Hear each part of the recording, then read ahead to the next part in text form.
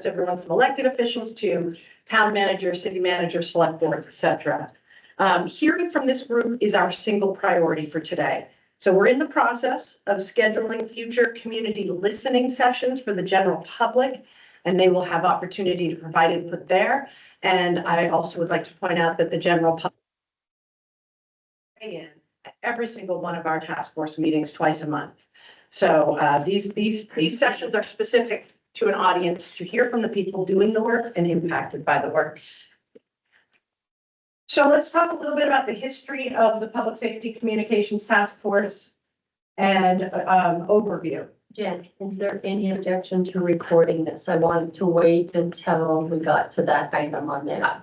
No, Any you should record it so we can post it on our website. Okay, Randy. It is. It is. Okay, very good. So in 2023, as part of the big bill or the budget bill called Act 78, the Vermont legislature created this task force, the Public Safety Communications Task Force, and tasked us with the planning and implementation of a reliable, secure, and interoperable statewide public safety communication system. So toward that end, the task force has been meeting on a regular basis since June of last year. Within a couple of weeks of the big bill passing in mid-June, we started our meetings. And in the interim, we have hired our project management team, which is Televate. You'll hear more from them later. They are the trusted advisor to the task force members and subject matter experts on our behalf. And also our system planning consultants were hired in early 2024. That company is called Mission Critical Partners, and you will hear from them also tonight. So with their help, the task force has established regular stakeholders, and we are in the thick of things with the phase related to data collection and stakeholder engagement. You'll hear about the status of this project and the timeline for the future from our project management team. But I want to stress two important things to you. We appreciate and value all of your input and feedback. We look forward to hearing about what is and what is not working for you now, and what your priorities are as we move forward. We, the members of the task force, have no preconceived notion of the future structure of a statewide communication system. We are truly honoring the process that the legislature has laid out for us and following the steps that were laid out in Act 78. This community's input is essential to determining how this communication system will look.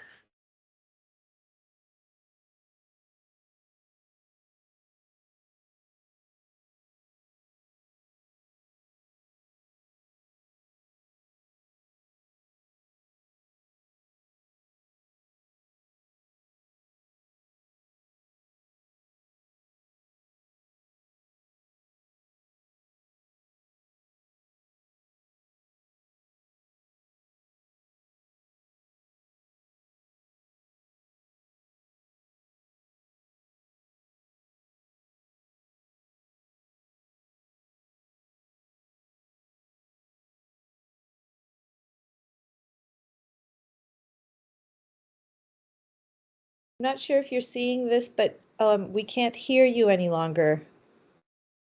We can't hear the room. Troy, can you hear me? I can't hear you because you're muted, but. Yeah, I can hear you now. Yeah. Weird. We can hear each other in the public, but not the speaker in the room.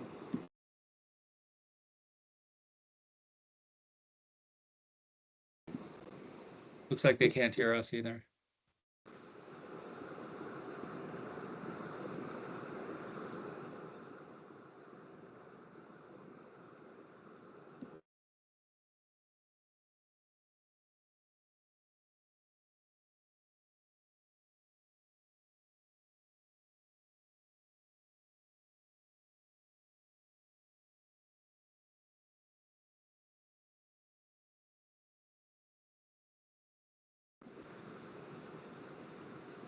We can't hear folks. Can operate off the computer Oh. if we have to. Yeah, I mean, you're standing right here. We could just turn the mute on. Now we can hear you. Yes or no? Yeah. Yeah, now we can. We just heard Yes. a conversation about turning off a computer. Okay, perfect. Excellent. Don't anybody. Yeah, nobody. Okay, so advancing the slides to the introduction slides. This is a slide that shows you the task force members. As I mentioned, Barb Neal is the co-chair. I've already introduced Ron Kumetz and Jim Mack. Also on the task force is Mayor Mike Donges from the city of Rutland. And also Michael Wright, who is the CEO of Calex Ambulance Service up in the Northeast Kingdom. And Paul White, who is, was on the select board and the chair of the Berrytown Select Board. He was the chairperson of the previous working group that worked on this topic in 2022 and 2023. So those are the 7 members that make up the task force.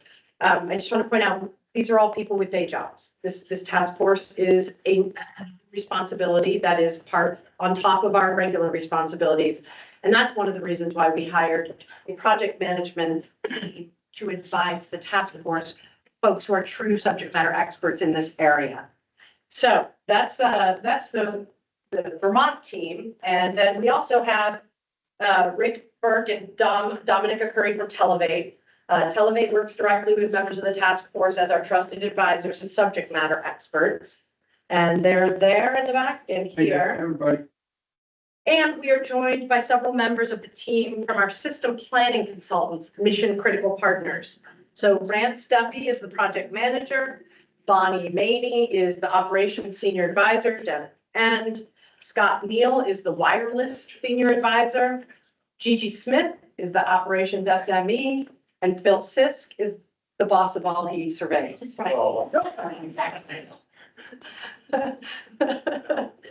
So thanks to all of the team for being here today. We're going to hear a lot more from them. I'm going to turn this over to Dominica Curry from Televate, and you probably have to stand right here, Don. All right. Did that. Thank you very much, Jen, and good evening, everyone. I want to express my gratification for everyone joining us here today, both personally and virtually.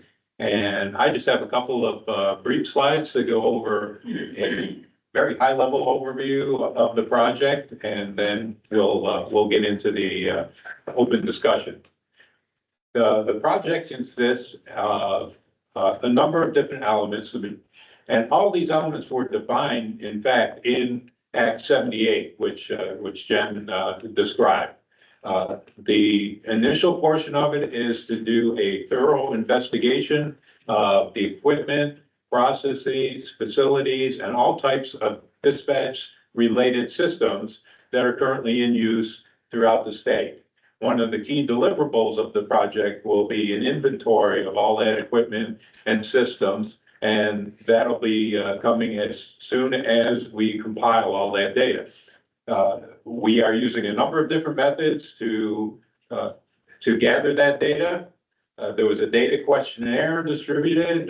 Probably a lot of you remember getting the data questionnaire. Did you have a lot of fun filling that out? I bet you did. And we're doing, of course, site visits. The Mission Critical Partners team has visited most of the dispatch centers throughout the state. There were a few that couldn't meet with us during our first session, but we're going to complete and catch up with them over the next couple of weeks. We're also doing a cybersecurity questionnaire, and we're doing a review of all of the LMR systems, the two-way radio systems that are used throughout the state. Scott is heading that up, doing a lot of look through FCC databases and talking with many of the personnel throughout the state. Once we have that all put together, then we're going to develop a system optional, or a few options for models for communication systems throughout the state. We're also looking at, of course, governance structures currently in use, supporting the dispatch centers, as well as the funding models that are currently in use. And we're going to put that all together and develop a number of potential options for communication system.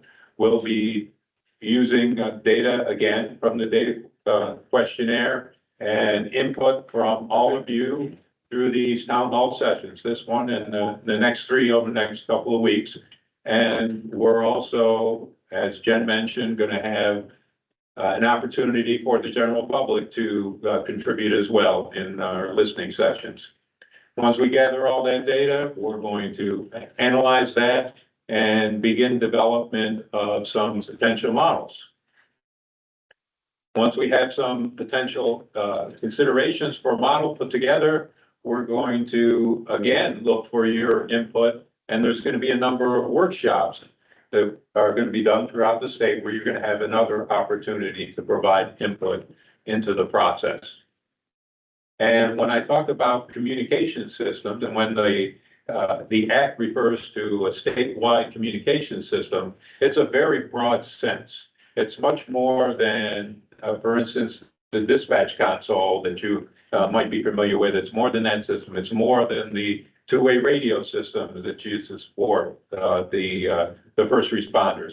It's any type of number of systems. You can see the different considerations shown there in the box on the left. So we're talking about all types of things, including funding, governance. We are talking about two-way radios and systems and dispatch and the handoff from 911, all of those things. These are all things that are fair game for discussion for today, and looking for your input on any of these factors. Go to the next, please. Quick overview of the schedule. As Jen mentioned, we are deep into the data collection process of the schedule. We have not developed any type of potential model or any system for future use. Not at this point. We have no intention to do that until we gather all the data and we analyze it. We anticipate completing the gathering of the data within the next couple of weeks, finishing up the site visits and finishing up these town halls, and then we'll start analyzing that data and preparing for the workshops. We anticipate the workshops occurring in the October, November timeframe. And then once we get that input, NCP will be putting together potential models for the statewide system. We will utilize those. They'll be a preliminary design, and together as a team, we'll all discuss those and evaluate those and come down to a single recommendation, which will be provided in the December or January timeframe. That's essentially where we are. Happy to answer any questions you might have. Yes. Is there a goal, vision? The goal is the most efficient statewide communication system that can be provided with the facilities and with the resources we have. If you see Act 78, it refers to that, a statewide communication system. It also clearly says there's no intention to change or break anything that's working well. So that's going to be part of the key discussion today. It's what's working well, what's not working so well. But the vision is a more efficient, more equitable communication system throughout the state. And that's very broad right now, but that's because we're still gathering data and don't have any specific type of system in mind at this point.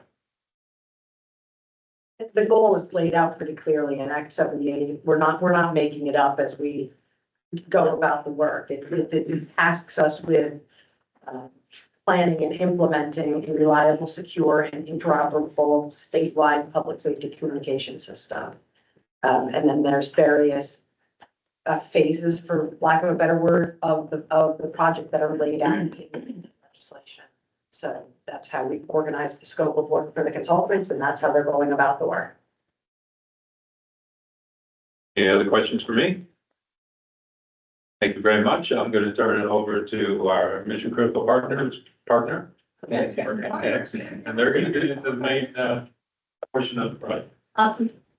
Hi, everybody. I'm gonna grab some water while I struggling with a tickle in my throat, so hopefully it'll last. Nice to see everybody. My name is Bonnie Maney. I'm with Mission Critical Partners. As we were introduced one of the key things that I think, and it's gonna reiterate it because it is worth so much reiteration, that there are no preconceived notions. When we go into engagements like this, which we have done across the country, looking at different systems with multiple entities, we know that there is a really, really strong sense of ownership. And we appreciate that. There is no one solution that we could recommend across the country at all. It's no longer do we talk about things like that are, you know, have to be one in one way, like putting everybody in this the round hole. It's not. It's more like, I want to almost say Baskin Robbins. It's multiple different flavors, and what works in one region of the state may not work in another region, and we have to take all of these factors into consideration: demographics, geography, current state of technology capabilities. And if we don't do that, then we're not gonna be able to meet the goal, right? So we really need your honest and candid feedback. With that, we do always have some, you know, stakeholder discussion, kind of ground rules, if you will. You know, be present, be candid, be respectful. Again, that sense of ownership and pride in your systems and the way things work absolutely is important. Listen as partners. You all, especially regionally, as we're doing these town halls, we know that you participate in mutual aid and support each other and those types of things. So continue to think in that way. It's all right to challenge ideas and thoughts, but also think again, big picture, right? That is going to be really important when you look at the whole entire kind of ecosystem and all the things that Dom mentioned that make up your individual systems. We need to think big picture and how can we improve emergency response overall. And then if there are things that kind of get us off topic, because that happens a lot, right? We're human. And so we do have a parking lot. We're going to be capturing things. Gigi is sitting down here. Her fingers are flying like the seasoned dispatcher that she was for 30 some years. And Rance is actually controlling. We may be switching back and forth to a few things. So just bear with us. Every area has little bits of technology that are challenges. And we're just going to be working around some of those today. So can I have the next something? All right. So your first challenge at technology, everybody got cell phone? Those of you that are online, you can use a cell phone, you can use a tablet, you can use your computer. We can switch over to the, but we want the actual, yes. All right, so if you have a phone, you can do the QR code up here in the corner. If not, I will read out. You can go on you can actually just text on your phone, and we really would encourage you guys to do this if you have your cell phone. Text to 37607, and then in the text box area, BMANEY 119, BMANEY 119. As soon as you do that, you are now connected to Poll Everywhere. And you can just keep that open and you'll be able to answer the polls as they come up. We only have about 5 of them, but we're going to give you this first one today as your test, which the question is, what's one key takeaway you hope to gain from this town hall? What's B? Yep, B. I can do phonetically if you'd like. Bravo, Michael, Alpha, November, Echo, Yankee, 119. I was also a dispatcher 20 before I said, so we're good. Yes. When you send it to the B Maney, you'll get a little prompt that says you're in, and then you can just start checking right after that. So you gotta do. All right, Is everybody in? everybody in? Let's get, okay, let's, somebody try answering the question. What's one key takeaway you hope to gain from today's town hall? Information, all right. Fair enough. Test by Jen. Hey, went through. It's easy. Right, just keep, and you can answer more than once. You don't have to just leave it to one answer. More information, any specific kind of information that you would all like to get. Challenges to having a combined system can be very challenging to have a combined system. Hopefully we'll be able to share some of that information with you today. Some of those challenges, have that discussion. Equity. I like that equity and emergency response and preparedness communications. It's really, sometimes you get to this have and have nots. Some have more funding than others. How do we get to a base level of expectations for what a secure, reliable, interoperable communication system looks like? Understanding the level of need. So as we go into that, hopefully you'll hear from Grants and Gigi a little bit. They've been part of 3 sets of teams that have been going around and visiting all 37 communication centers. They've been having, and everybody, if anybody has met any of our other team, thank you guys. They have come back with some wonderful information and you all have been wonderful, welcoming and open. It's really appreciated. Project Clarity, yes, we had some questions about that. What is the plan for the engagement with dispatch staff around the state? So we have already been visiting those, I don't know who had that question, but we have been visiting the 37. Where were we this morning? We were in UVM this morning. So even in the university dispatch centers, anything we consider a communication center, we are visiting there. And then we'll be finishing up with those tomorrow and then next week. So, all right. Great practice. You guys did very good. Awesome. I totally appreciate that. So this is just leave that open. You don't have to close it. You don't have to do the B mania anymore. It just, and as we get to questions, it'll open it up. This is all captured on the back end as well. So we'll be able to review these things and do follow up and keep that information in. You go back and you ask if anyone in the room wants to chime in without. Absolutely. Yes, thank you. Collaboration, Collaboration. yes, collaboration with the EMS firefighters to make sure that, you know, that, that's important. That's what something you want to take from away today. Yes, because that's an important work of the whole entire system. If that system fails, then everything fails. Got it. Okay. What else? Anybody else that didn't have a device that would like to chime in or didn't want to use the device to chime in?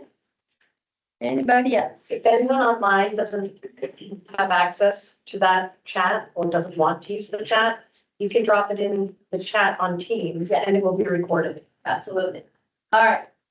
All right. So the first part of this is going to be about the current system. You can see the 3 questions that we're going to ask. What's working well? What's not working well today? And then what does a reliable, secure, interoperable public safety network look like to you? Right? The first 2 are going to be back polling and again, engaging, you know, we're going to spend a little bit more time, you know, going back and forth, having some discussion about those. The third one will be more just conversational. The next set of questions, again, 3 questions will be about future state. So we're going to current state, and then we're going to talk about future state. All right, let's go into the next one, flip back so we can see. Well, if you could answer for us, what is working well today? What do you like about your current public safety communications system? How you collaborate, how you interoperate, what your governance is, how is your funding? What do you like about how you do mutual aid, how your workflows go? About your CAD system, if you're in the dispatch centers, and about your mobile data, about your radio. What do you like about it today? You can answer in the polling, and then we can also have dialogue as well. We don't like anything about today. Gotta be something, right? No? So glad we set this task force up. Well, that makes it real easy. Don't like anything. We need to like really dig into what you. Yeah. Well, I think to be fair, some of us are not boots on the ground, Set. dispatch folks. Sure, but what do you hear from your field responders, from your dispatch personnel? What are their complaints? Usually. Or the things that they like. Usually. Anything that they like, we'll get to that. Yeah, and so they're usually more like, this is wrong. Not, this is what's So- going great. So you know what? Let's start with that. Let's just flip the script. Go to the next question. This will be easier to start with. Oh. Oh, what did we get it? Well, we'll get that. We'll go back. All right. What is not working well today? Let's start with that instead, since it sounds like that's going to be an easier question for some folks to answer. Yes, sir. All of the above, as we know, the technology is not working. And where are you from? over, Yeah, okay, because, it could be because we're so close to the border, and that could cause another, interference of their town, like a point. But like I said, I think it's just the radios, I think it's just the technology in general. Most towns have to basically pay cheap, outdated, system software, which is not okay. But like I said, that's my critical thinking is is there a way to provide, like you said, equity, make sure every single firefighter EMS has that same technology or some way to pay for that. So they're not using outdated systems or equipment, because when you use outdated system or equipment, it makes it worse for the patient and the community as a whole. okay. And here, I'm getting a nod, yes, Makes sense. it makes sense. And where are you from? Oh, I'm a Department of Health. Department of Health. What are you hearing that maybe is not working, whether it be alternative response, mental health, that type of thing? Communicating with, back and forth with partners about these things? What's anything in that area not working? I mean, my more concern is for like public facing, like messaging systems like BT alerts and things like that. Which was, kind of one of my big concerns, like even like translation for things on different languages that are pretty equitable, because they're not necessarily translated accurately. So that could always be improved, at least Okay. for public facing communications. Okay. Now, and when you say, borders, do you mean the international or state or both?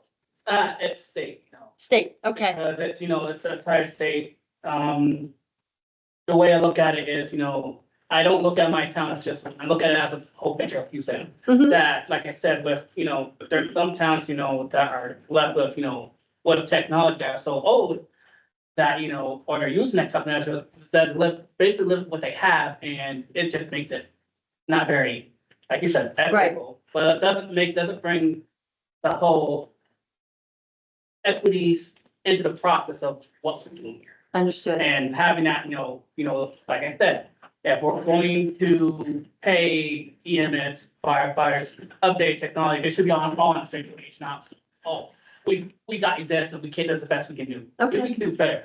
Thank you. Anybody else struggling with the equity of technology and working together within your own agency, your partner agencies? Yes, I'm seeing some nods. I hear that from, between the different agencies in St. Albans. So I represent St. Albans, but I'm not first responder or manager, but I was on city council and I'm state rep. Right. Definitely, depending on, whether you're St. Albans City or St. Albans Town, there'd be differences in terms of access to, but we're sort of rich.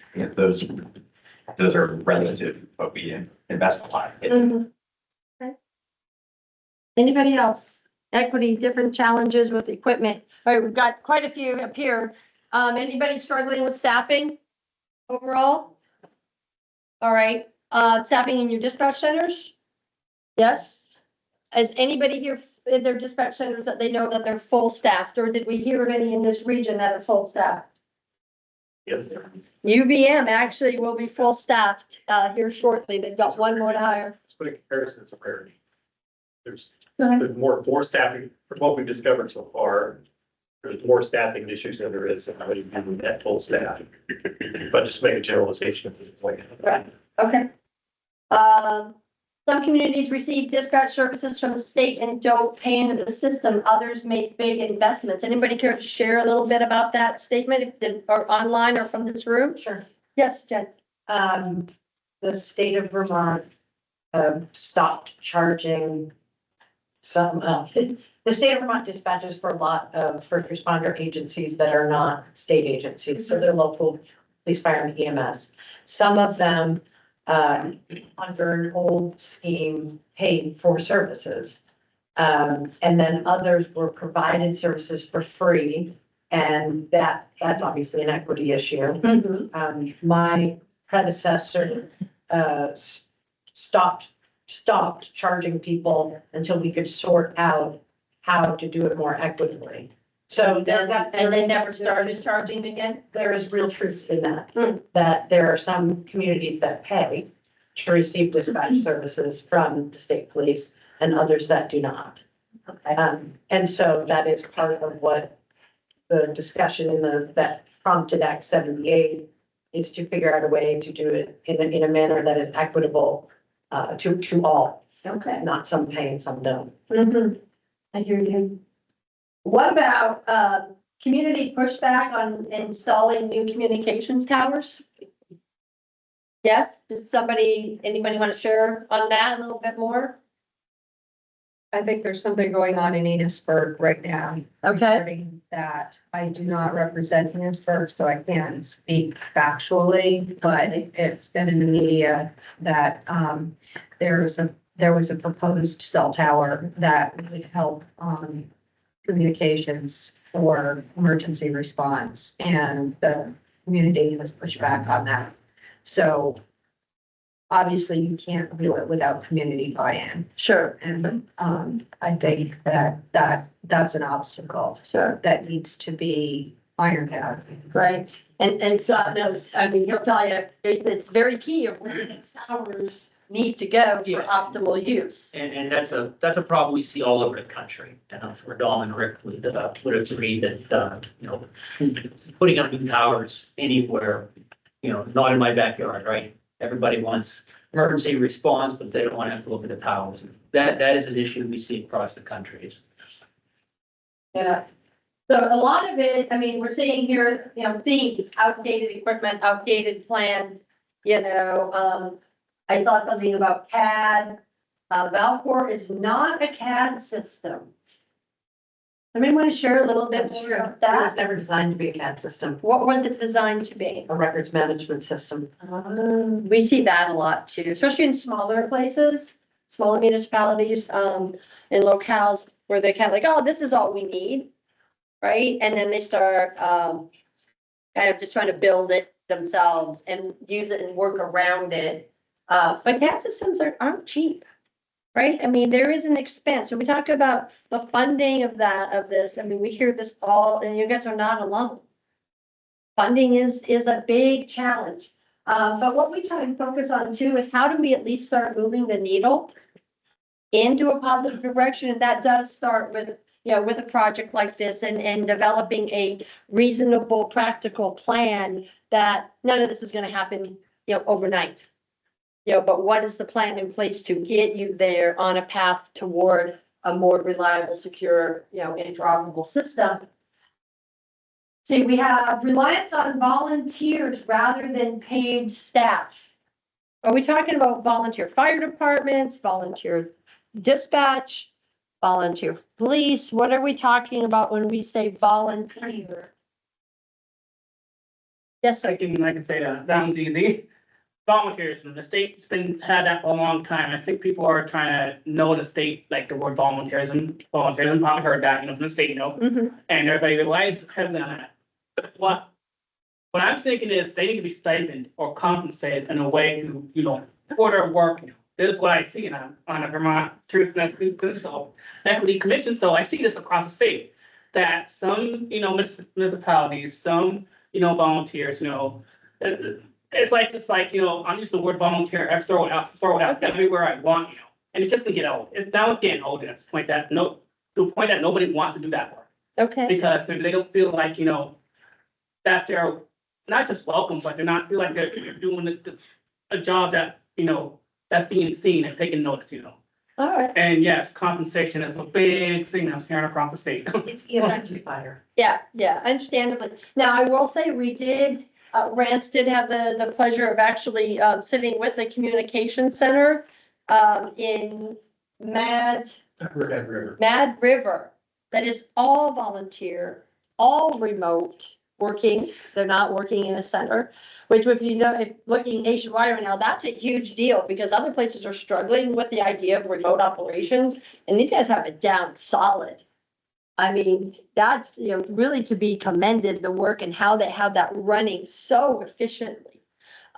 So there's really opportunity across the country for them to, people to learn from what they're doing up there.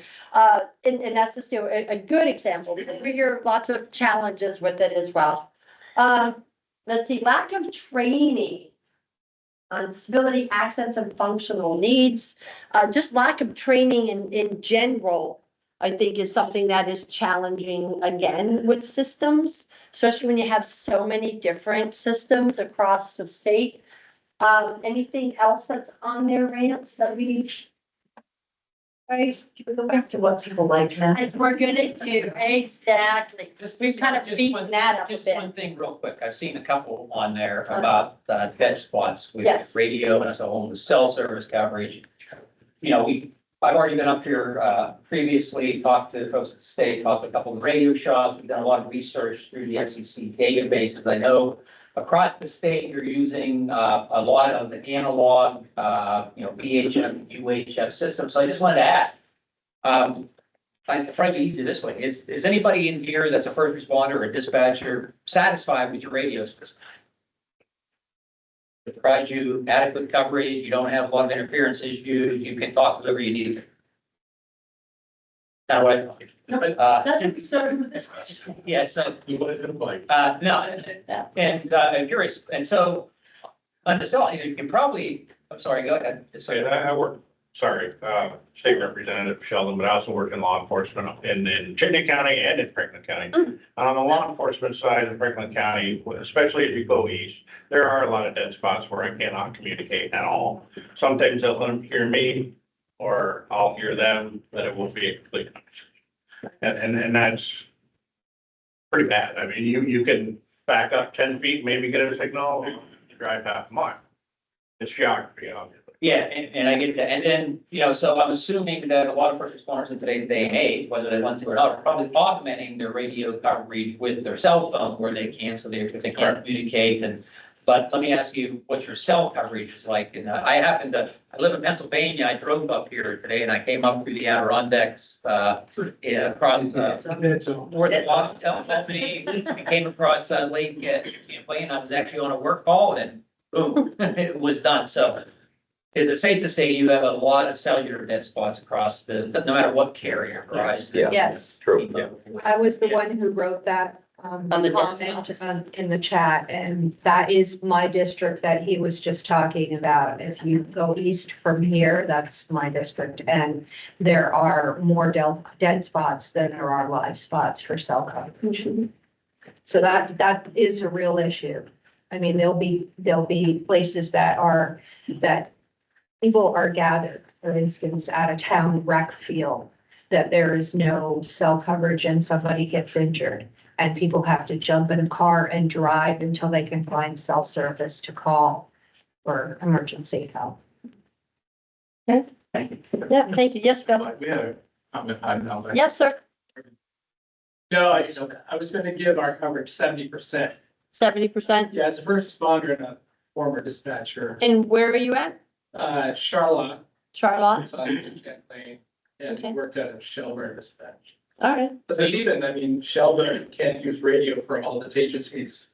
Can I ask you, is that 70% with your car radio or with your portable radio? No, apparatus radio. Your apparatus, so Yeah, you're definitely you're estimating about 70% coverage with your, what you call local radio and your apparatus. Yeah, we have, Jimmy could tell you the exact system we have to use for one town called Huntington. Can't use the radio, you have to go into an old pager system. But it's not uniform. No, I just want to add that I've had a couple comments. Oh, yes, please do. Sure, yes. The first one is that radios bleed over and there's interference from other areas, which is a challenge. Yeah. It also says that this isn't ideal, but this individual often used the patient's landlines due to the radio and the cell dead spots. This is in Starksboro. Okay. Thank you for that. Any other comments from online to verbalize or in the chat? All right, let's move on to what is working well. Is there anything that is working well that we should continue doing? Well, someone's got to mention local control. Yeah. Is it, people like local control, they like being able to determine what their policies are gonna be inside their dispatch. Do you? So I'm Mike McCarthy. I chair the House Gov Ops Committee and I represent the city of St. Albans. And in St. Albans, we invested a lot and then other communities joined us in making that investment. And, we've got contracts and have a lot of the dispatch in this corner of the state, right? So for us, it's like, we feel this partnership and we kind of were entrepreneurial about it with the past couple of chiefs of police. And that developed organically, but there's still holes in that, and we're investing in infrastructure to create the kind of coverage we need. And then it's a question of like, does it make sense as a state legislator, as the state government, for us to have all these little fiefdoms where like, I know my chief of police and my city manager, after all this investment and all these contracts and doing all of this and the systems that we have, like, we're gonna want to protect it. And so when our facilitators asking you all, and especially folks who are at agencies, maybe that contract with St. Albans or in other regions of the state, do you want to maintain the kind of organization that you have now? Do you want to be protective of it? Or if we could offer it for the same, similar money or more money and better service, some pulling levers of, how much cell coverage versus LMR, all of that stuff. Like, is there some place you can go or you'd be like, yeah, you know what, I would give up the ability to choose myself in my little community and partner with other people in the region or with the whole state in investing in particular systems that work really well together so we can stop some of these problems. That's why we set all this in motion. But we need somebody to speak up and tell us what maybe we're crazy. Right, and that's, right, we need that candid, open feedback. Now, if it really is that you don't care about local control in your current system, maybe you don't think that you have it now, I mean, we're gonna talk about future state. But is there anything that's there for MCP, for as we take in all this information, it's like, we really like what we're doing today in this way. We like how we're funding our system. We like how we are doing our dispatch right now. Whatever that might be, is there something that you like about how you're doing it that you think is 100% serving your community, and please don't change it? And I don't know what that is because I'm not in your seat every day. But those are things that we need to take into consideration when we're talking about what a future could look like. In the chat. No, Not me. All right. Now, the beauty. It's read despair. Exactly, apparently. And that's okay. Because here's the beauty of how this whole thing works too. This is not a one and done. As Jen said, as Dom said, we're going to be continuing. That's why we have questionnaires. That's why we have community sessions. That's why we have these town halls, why we're going to be doing these workshops. We're going to try and come at this from a whole lot of different angles to be able to extract the information. Because if we just relied on this question right now, you'd be in trouble a little bit, right? But we really need to consider, so go back, think about the questions that we're asking. And if you have any other ideas, we're going to show you the emails at the end of this. Please let us know, reach out to us. We are available, okay? Maybe could. Sure, Rick. So, what you just indicated is something that's really important to us. When Bonnie's trying to get us to talk about what's working, what you did was working. And so that regionalization, it grew organically, but you had to work to achieve it by bringing in partners. So that, we want to learn more about what you've done and how you've done it and the lessons that you learned. Because if it's working there, it can work elsewhere. So when Bonnie is asking you to tell us what's working, it's because we want to learn so that we could perhaps duplicate it elsewhere around the state and then save us some effort to have to recreate something brand new. Yeah. And that's the rationale behind asking why, what's working. So, Yeah. Like to follow up with you. Well, and we're getting a lot of that too, when we go out and sit in the communication centers in that more intimate setting as well, and we're having those dialogues a lot. So we're very, I think you guys went out, Jen, right? Yeah, you've been too. Yeah. We comment, to add on to where you're at, because I've been to several of your centers in the state. Well, the state I went beautiful. I'm from Missouri, so completely different kind of environment for me on that. But Gigi and I have spent a lot of time here. And to your point on that, there's a lot of regional systems that already exist within your state. Already happening, to what Rick said, because they grew organically on their own. I think what we're starting to see at this point with the initial information is the state elements, because they have that one, but then you have this other one, but they've grown that to their particular regional, the way that it worked for them. And then what we're looking at now is so they're not all equal to each other. And then maybe what they're paying in or what they're not paying in is also not equitable. So that's part of our challenge is to go, yeah, I say, oh, this has got this really good, this really works.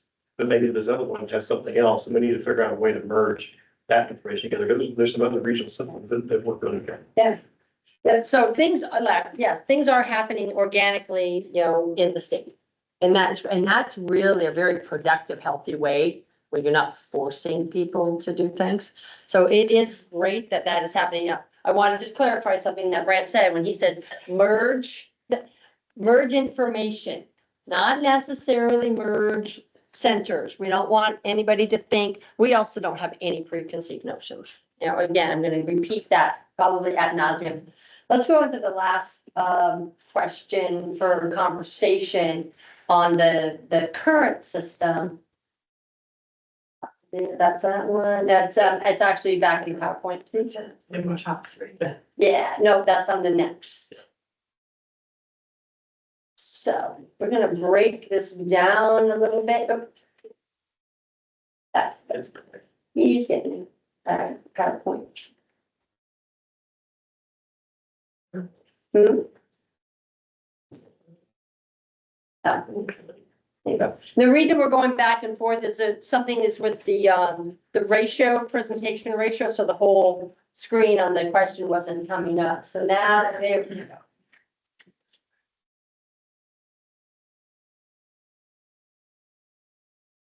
Keep going. There we go. All right, well, you're trying to figure out, we need to share again so that they can see it on screen. All right, you've heard this phrase a few times.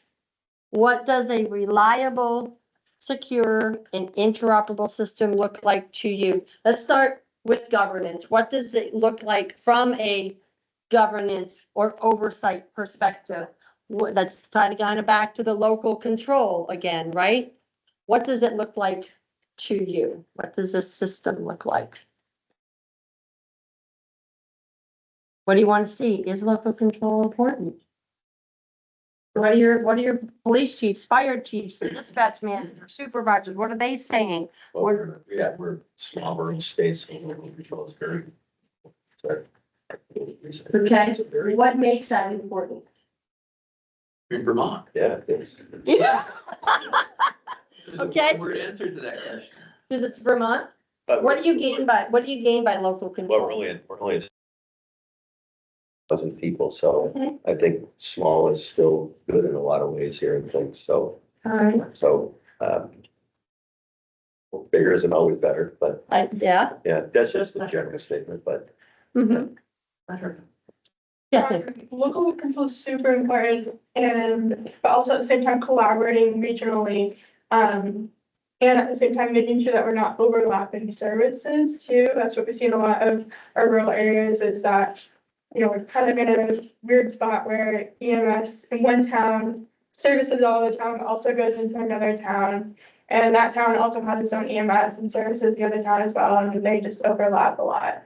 But making sure that people have input on where they're servicing and who is involved and how it's working. okay, so those response plans are very important, what that coverage looks like. Closest unit response can be challenging where you start going over, but you don't want to duplicate. You don't want to also get your resources out there so much that you increase the exposure to risks of accidents and things like that, right? What else is there as far as local control, government oversight that is important to you all when it comes to having a secure, reliable, interoperable system? I think a starting point for those of us who are legislators, and there are quite a few of us here on this side of the table, to see a statewide map of what currently exists for communications dispatch. Okay. Like, what does that look like?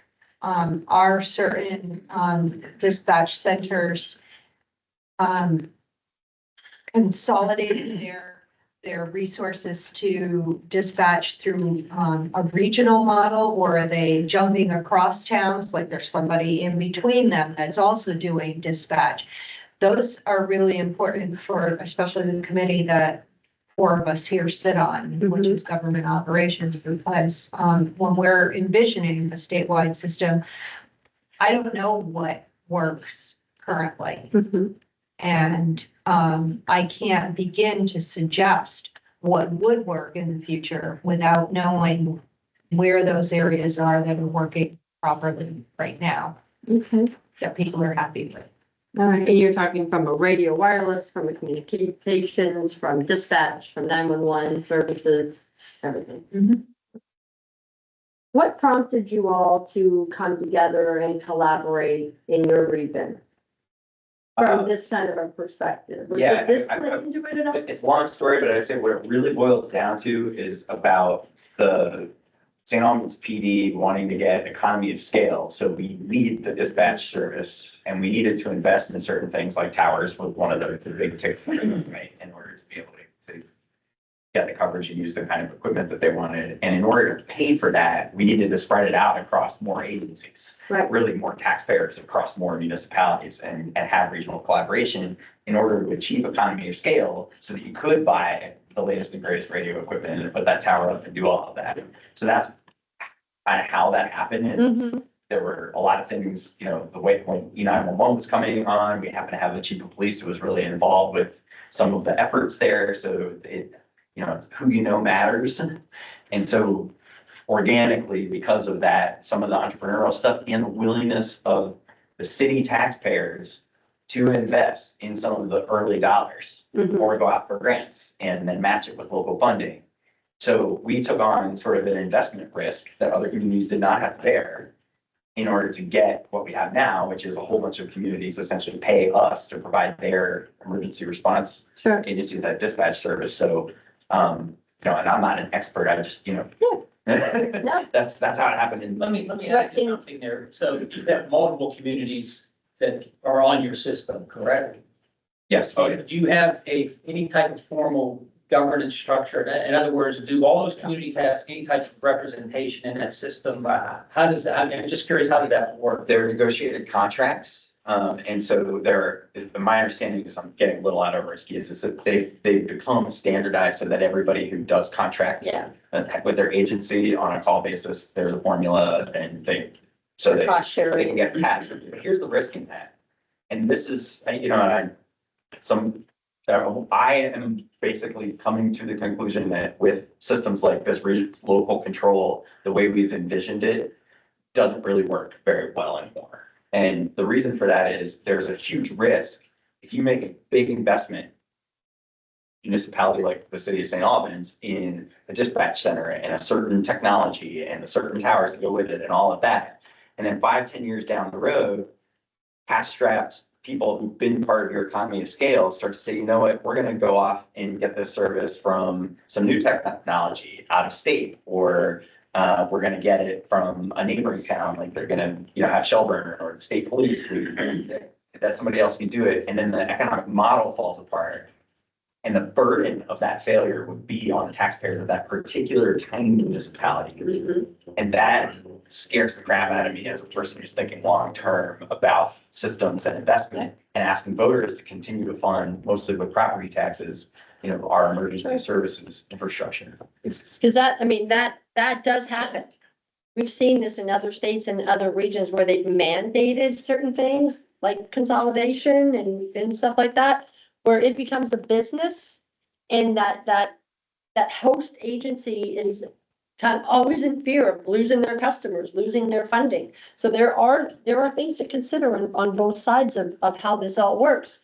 It's, you pull on one thread, you know, it's going to impact another thread. Jen, did you have something? Yeah, just, you know, wearing my police chief hat from yesteryear, you asked the question about governance. It's the same answer relative to operations as well. But when I think about what would I want to see in governance, is that all communities and services, fire, police, EMS, or other consumers of the system, have a voice in the governance, that their concerns, their priorities are represented, and that we move away from what has traditionally in Vermont been a police-dominated communication system.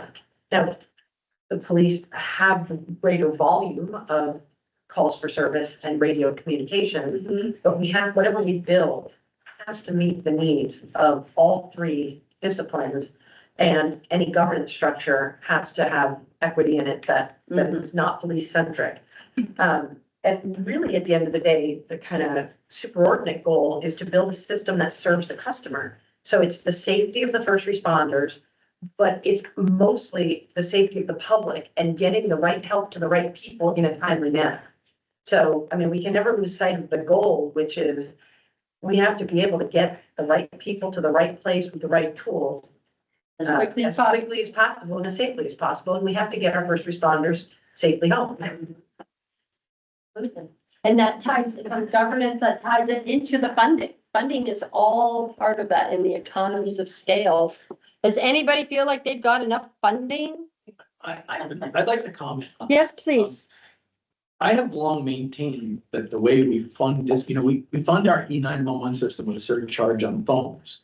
And we fund the second half, like make a call to 911, and then somebody picks up the phone, and then they have to pick up a microphone and dispatch first responders. So we're dispatching the first half of the process with a surcharge.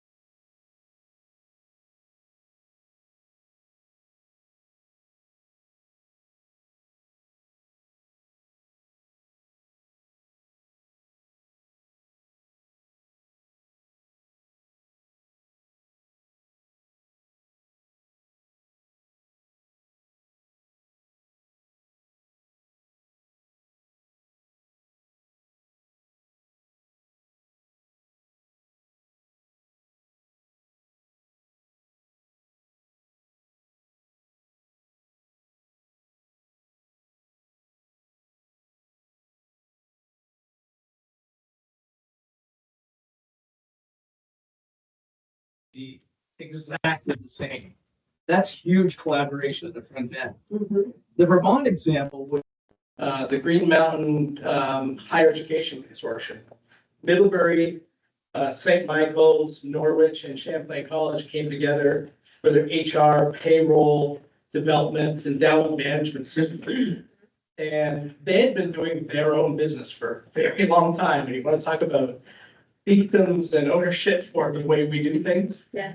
It's a great example of coming together and automating a number of platform systems for the benefit of the organization. It just seems like that needs to, maybe it's already obvious to everybody here, but needs to be a key factor in the governance of coming together as regional. And that's something that is very, I think, when I hear that, and that you have an example of something to kind of look to that is functional and works. We talk about this regional, regionalization in this, system, sometimes in a singular form, but it's more like an ecosystem in that, there, you could have, a regional system here and a regional system here, and then a standalone, or maybe they're working more on technology sharing, right? System sharing. So there's a technology. It's not all about physically coming together. There could have some physical components, but then you can have a lot of maybe, again, technology sharing of systems, radios, CADs, call handling equipment, those types of things. But then there's also a lot of value in coming together from a policy perspective, a procedural perspective, so you can support each other across that way as well with staffing and things like that. So there's a lot of different layers to a reliable, secure, interoperable public safety system, right? Let's talk about, we talked about a question. Oh, we do. Yes, sir. It's not a question, it's just a comment after my original goals. You just articulated goals in a very different way. That was, I liked the way you did it, write it down, because it was a lot more down to earth and specifics of what you have to do in order to outline the goal. So I think you should look back at what you just said there. I did, but then I crossed it out, so I knew I had already said it, so I had to keep it, Do that all the time. We do have it captured because we are recording, so there is a transcript. So we will, go ahead. Interesting perspective, again, not knowing anything about Vermont and coming out here and looking at your system. And Chief, you actually hit it a while ago. You have the 911 component of the state, and then you have the dispatch, and this project is primarily on the dispatch of the emergency communication side of the house.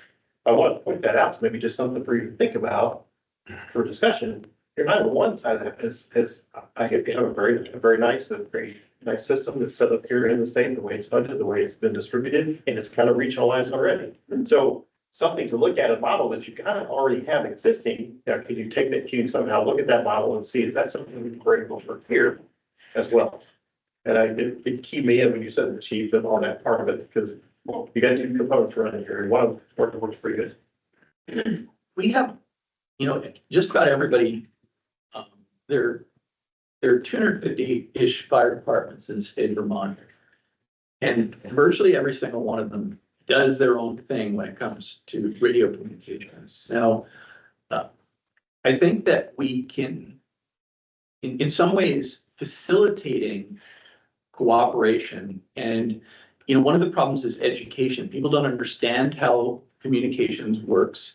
And so they can't make the best decisions, but they're afraid to ask questions. And so I think that from the standpoint of the task force, looking at what they've got and making some suggestions as to how what they have can be modified or adjusted, or cooperation can be drawn together between agencies. A good example of this is Addison County. Addison County has 17 towns. 11 or 12 of them have radio repeaters that share the same exact frequency. And if you have all those radio frequencies, if you have that frequency and all the correct tone squelches programmed in your radio, you can drive around Addison County and be talking to people on the same frequency, like a sort of a manual cellular system. But when anybody has discussed the idea of linking those sites together, they've got sites, they've got infrastructure. What they don't have is the equipment to link them together to form a simulcast, voting system, so that you don't have to manually adjust things.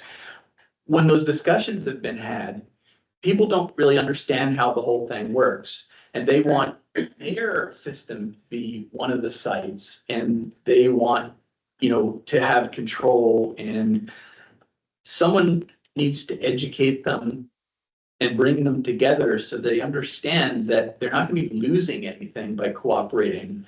They're going to be gaining. That is a big part of this, and multiple efforts to help with communications have fallen on the same problem. You hit a wall where everybody wants to, I like mine, and I don't want to change, and I don't understand how that works, so therefore it's bad. Mm-hmm. I'm going to key on something you just said, and that's all very valuable information. I really appreciate it. The fact that you said focusing on what you have to potentially gain versus, I'm going to add a word into that, speculating what you may lose. Because unless you've gotten into that situation, you don't know. And a lot of time when we talk about these things, we hear about very bad experiences. People are really, just like we saw earlier, what's not working. Everybody's really willing to, engage in that conversation. And they're not sharing so much of the good experiences, right? Which is very important to tell the stories where things are working. And working well with changes that they've made to address some of these things. So we would ask, you all here will be kind of, in all the town halls, kind of going forward too, when you talk about things, it's like trying to focus even yourselves. What do you have potentially to gain than you do speculating what you may lose? Because there are all different ways to go about this. All right. Yes. What do you think ability for these guys to write on the screen? Yes, We do. Let's see. For who's them? The people virtually. We have the chats. Okay. Yes, do we still have any chats? I actually just checked and no, you not. So I just I wanted to, reminded them, they let me know. Okay. I just wanted to speak to what you spoke in there about, the Addison County there. So that's a very interesting one, because, you know, the issues here, when we start talking, especially radio communications, there are, two issues involved, two big issues. Number one, and first and foremost, is always the cost. This stuff is expensive, no matter what you do. And number two is the people issue. Just what you thought people don't, whether it's a misunderstanding of what can be done, or sometimes it's an unwillingness to do it. But you just brought up a great example of, you know, that is an opportunity, and I agree with you 100%, in a county like that, where you could form a quote unquote regional system. If you can get folks to cooperate, then you can do the engineering, and then to Jen's point, that's when you start standing up, or when I talk about a regional system, most of them are done like St. Albans did. One entity owns it, and then they kind of bring customers on, right? The true regional system would be a truly shared system where you have multiple jurisdictions or towns, and you have a governance board, and they all have representation, and they all have a say, they all have skin in the game, as far as how their stake is all in the system, but they also have a say in how it works and how it operates. So. That's definitely one that where we see those, you know, different ones, just like that, across. How about, let's talk to a little bit more, and then we're gonna move on to talk more about future state. What about, well, how about your, well, we're talking about technologies, facilities a little bit. How are your facilities? You guys have a brand new facility. And how are your facilities? Really expensive though. Sometimes that's a showstopper, right? You know, the cost of a new facility. I know, again, we've been out to all the facilities. Yes, Can you quantify that? I mean, expensive is a relative word. Yeah, Not, you know, not we're gonna audit you or something, but. Yeah, I mean, just. so it took a little bit of creativity, so I think we needed to move the entire police department and dispatch into a new facility, because the old, and so this is just a couple of years ago while I was on the council. I think the total budget for that building, so that's the police and dispatch, was in the like 20 million plus range, something like that. Yeah. But, you know, part of how we did that was we got all these contracts, we know what future revenues are gonna look like, kind of, and then we leased the building so that it's on a private developer's asset list, and they're basically paying for a lot of that fit up development every month, you know, in the like $20,000 to $30,000 a month kind of range. So it's, yeah, that's. That helps you model the finance. Totally, and that's the great thing you can do when you have the scale, right? I mean, our city manager, our chiefs of police, the last couple have like been business people. You know? Yeah. That's, not every community can do that, and not every region of the state geographically has the ability to, with relatively moderate investment in things like towers, be able to get the level of coverage to the number of towns that you do. The advantage, we got the lake, hills, and then you know, valley again. And so anything that's kind of that we can cover with the radios from up there. Yeah. This is my layman's understanding of how that works. But it is, all of these things are challenges, and that's why we're doing, you know, we're going region to region as well in doing these.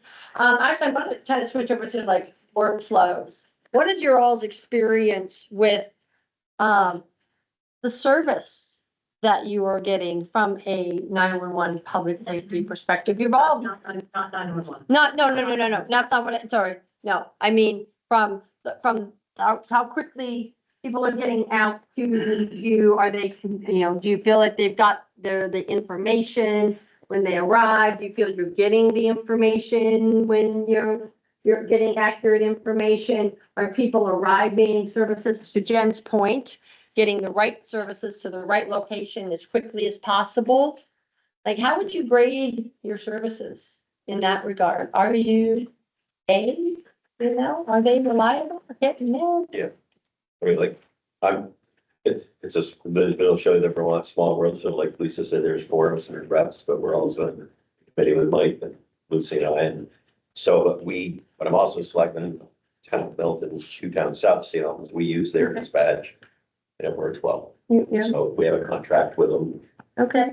and yeah, I'm not aware of any, we haven't had any reports of lapse in services there Okay. yet, but Anything, that's some of the other towns that in our district though do have challenges, but What kind of challenges? well, there's like, you can have, I mean, there's different types of challenges, like cell phone coverage losses and things that we have some of that. any like misrouted calls, do you think, too, that you're getting? I can't speak to that. I don't know. Okay. That one, but I just know that there's, spottiness does have some Right. concerns like it was brought up earlier. Yeah, Yeah. it's still a lot of challenges. Well, you might have some communities whose fire and or EMS are dispatched by one center. Yeah. And their law enforcement are dispatched by another. That's a huge disconnect. It is, Requires transfers. But when you talk about the quality of the dispatching service, I'm sure there's people who have other thoughts on this. I'm thinking about, as a police chief or as a town manager, what is it that I expect the dispatcher to be doing for my field personnel? So you could contract with St. Albans, and I'm making this up, but perhaps they not just start the new incident in Valpor, but they might be willing to populate the vehicle tab and the people tab and not just the initial call taking information, that they do more. You might contract with Comfort. They might be willing to answer questions from Mrs. Smith that are not emergency. That's about the conditions of the road. It's about whatever. If you are working with the state police at one of our PSAPs, we're not going to answer the questions from Mrs. Smith about your community specific transfers. And I don't know how much of that population of other fields of data we do. And there's a ton of administrivia involved in dispatching that happens at some dispatch centers, clearing out warrants. I mean, Jim, you could ramble off a million things that you might provide to your clients out at Shelburne, but that the PSAPs don't. Right. So it's about like, does the consumer expect to get, and should it be uniform across the state? What I always ask for when I talk to agencies, what do you want for a level of service? What is your expectation? Can I provide that? Can I meet that expectation, that goal? We have some agencies that they're way up here. We're like, no, we can only perform to this level. We don't have a CAD system. We have Valcor and it doesn't give us the response plans, which means I have to use a run card. Which means it takes me a little longer to process that call. Those are some of the things that I experience on my end. Williston Fire wants automatic mutual aid for whatever location. Some of that's what a CAD system can help me with. I don't have that capability today. I did have it, but I don't anymore. How did that get? Oh, never mind. Okay, I won't go there. I'm avoiding after that. So You know the story? Okay, never mind. We know the story. To add to that, based on the way, in particular, that fireworks in Vermont, we are extremely dependent on our mutual aid. The town of Alberg is divided into 4 separate zones. Each one of the zones has a different mutual aid plan depending on the type of an incident. And as Jim pointed out, they have to do that for run cards. And even worse would be a situation where something happens at Shelburne and they're not taking our call, so it's going somewhere else, and the dispatcher doesn't have our mutual aid plan. If we're able to achieve any level of redundancy in our dispatching, then all the dispatch centers need to have access to those mutual aid plans. That goes to that interoperable. Yes, sir. Yeah, sort of duality. Being in Shelburne, when you go automatic mutual aid, you've got to go to 3-inch binders, and it's sort of go into manual mode.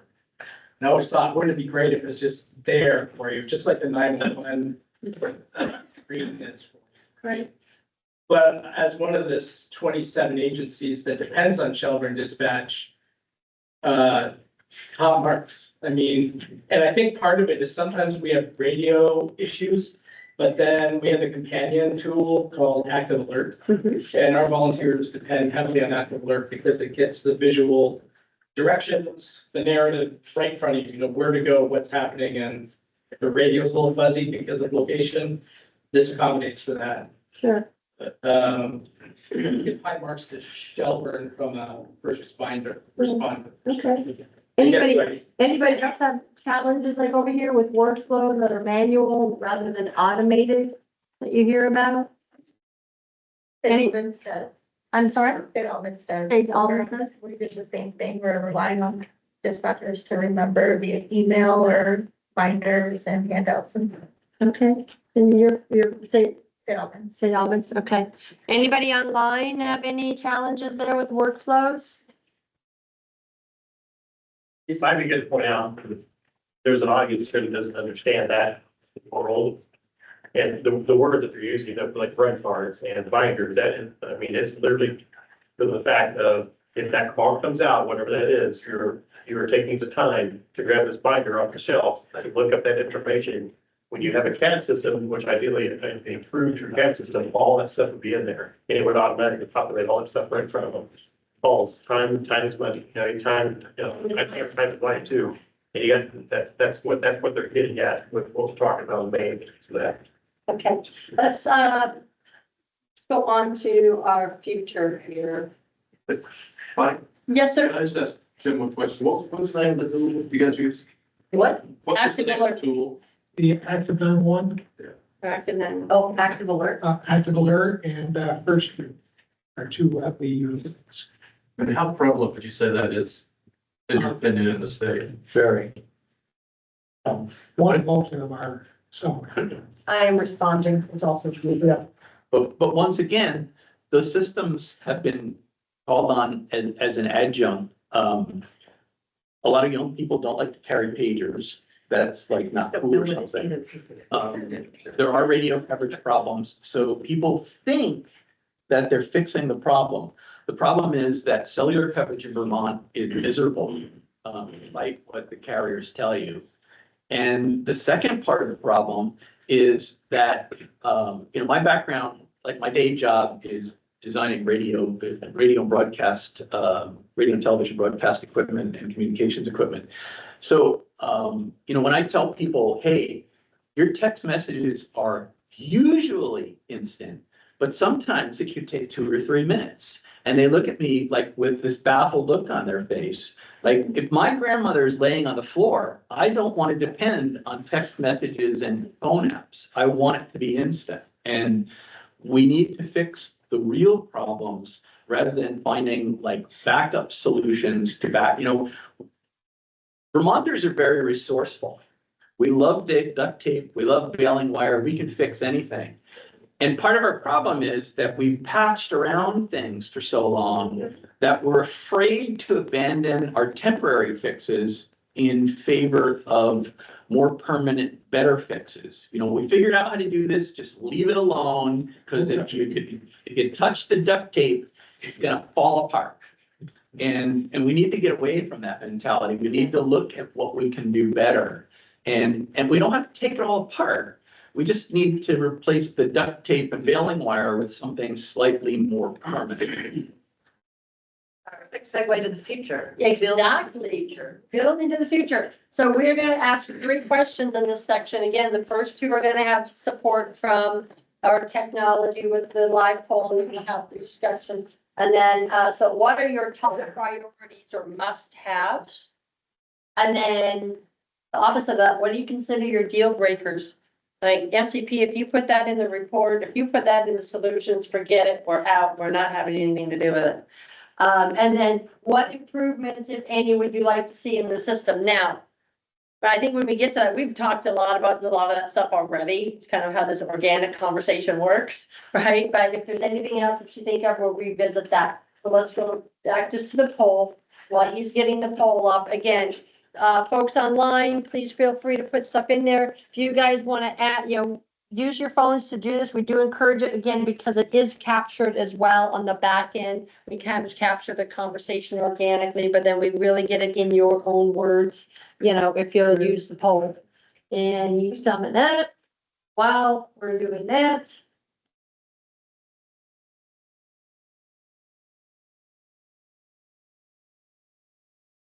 Okay, while he's working on that, let's have an organic conversation. What are your top priorities? Yes, sir. Update infrastructure and technologies in the future-proof this system. Future-proof, so.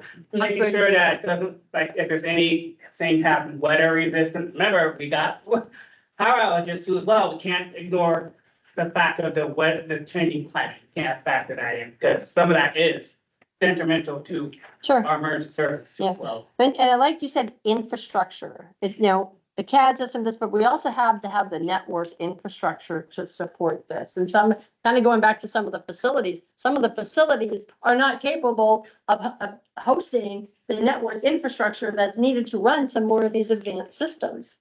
So it becomes this, if this, then that, and this kind of cascading effect. All right. Top 3 priorities for your area of responsibility: local control, more state-run dispatcher training. Okay, that training is kind of, poking its head in there again, kind of leads to your education, comment as well.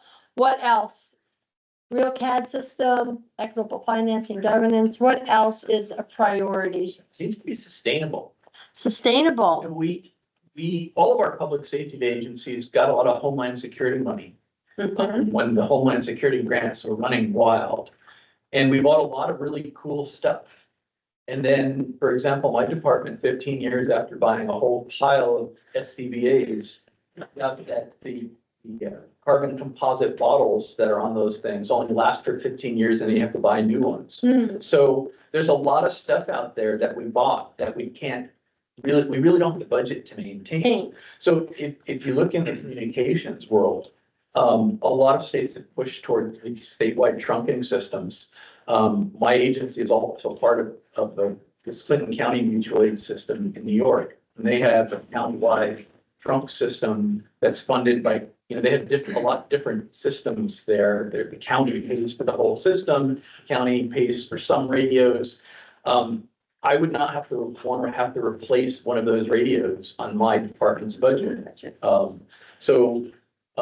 The price of individual subscriber units and pieces of equipment that the individual agencies have to buy, particularly on the EMS and fire side of this, need to be Vermont priced.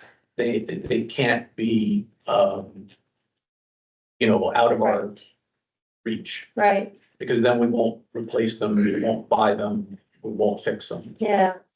There's a real challenge that came along with all that grant funding, right? It's the maintenance. We affectionately term that buying a puppy. Puppy's really cute and great, but then you gotta feed it and groom it and take it to the vet and all these types of things. And I mean, that's a micro scale of the costs that you're talking about with some of those things. But it also led directly to the patchwork. Exactly. Of infrastructure that exists. Right. Exactly. None of it was done in a coordinated fashion to get more bang for buck. Exactly. It was well intended at the time, right? But it's had, again, unintended consequences down the road. So how do we get people out of their comfort zones to be able to start exploring, We use the what is file possible? duct tape and billing wire.